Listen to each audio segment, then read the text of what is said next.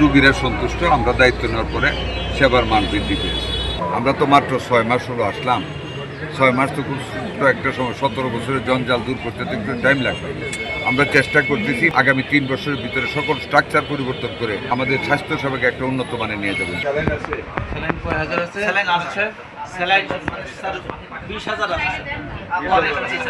ডাক্তাররা ভালো ব্যবহার করেন। আমি পুরা আপনাদের মহেশপুরটা দেখে এসেছি, এটা দ্বিতীয়, তারপর আরও 2টায় যাব। আমি দেখলাম এখানে রোগীর চাপ অনেক বেশি। এটা সত্য।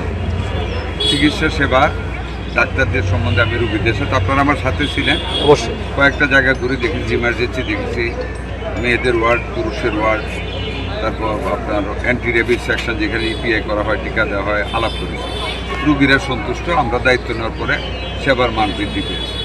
আপনাদের এখানে একটা 100 শয্যা বিল্ডিং আছে, শুধু বিল্ডিংটাই আছে, প্রযুক্তি সীমাবদ্ধ। আমি ঢাকা গিয়ে এটাকে পরিপূর্ণভাবে চালু করার জন্য ডাক্তার নিয়োগ, যন্ত্রপাতি দেওয়া, বেড দেওয়া, একটু টাইম লাগবে।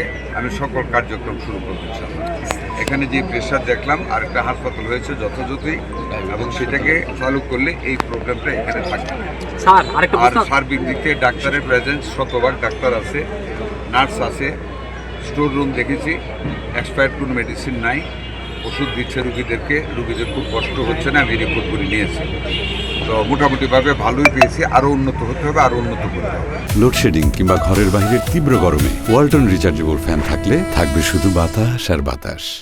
আগের যেতে অ্যাটেন্ডেন্স বেড়েছে, রুগীর সেবার মান বৃদ্ধি পেয়েছে, পরিষ্কার পরিচ্ছন্ন পাকঘরে গিয়েছি আমি, বিউটিফুল পাকঘর। খাবারও মুখে নিয়ে দেখেছি, খাবারের মানও ভালো। আরও যা উন্নত করার, অ্যাম্বুলেন্স নাই, ডাক্তারের অভাব আছে, সবগুলি আমরা অ্যাম্বুলেন্স আমরা এখনও কোনো পরিকল্পনা গ্রহণ করিনি। তবে একটা অ্যাম্বুলেন্স পুল তৈরি করে যাতে অ্যাম্বুলেন্স দেওয়া যায়, সেটা আমাদের চিন্তাধারায় আছে। আমরা তো মাত্র 6 মাস হলো আসলাম। 6 মাস তো খুব ছোট্ট একটা সময়, 17 বছরের জঞ্জাল দূর করতে তো একটু টাইম লাগবে। আমরা চেষ্টা করতেছি, বাজেট অনেক বৃদ্ধি করা হয়েছে। আশা করি আমরা আগামী 3 বছরের ভিতরে সকল স্ট্রাকচার পরিবর্তন করে শিক্ষা, আমাদের স্বাস্থ্যসেবাকে একটা উন্নত মানে নিয়ে যাবো ইনশাআল্লাহ। সেবার মান বৃদ্ধি পেয়েছে আমরা দায়িত্বে আসার পরে। পরিষ্কার পরিচ্ছন্নতা খুব খারাপ না, বাথরুমে একটু প্রবলেম আছে, আমি এনো ম্যাডামকে বলেছি এটা পরিষ্কার করতে।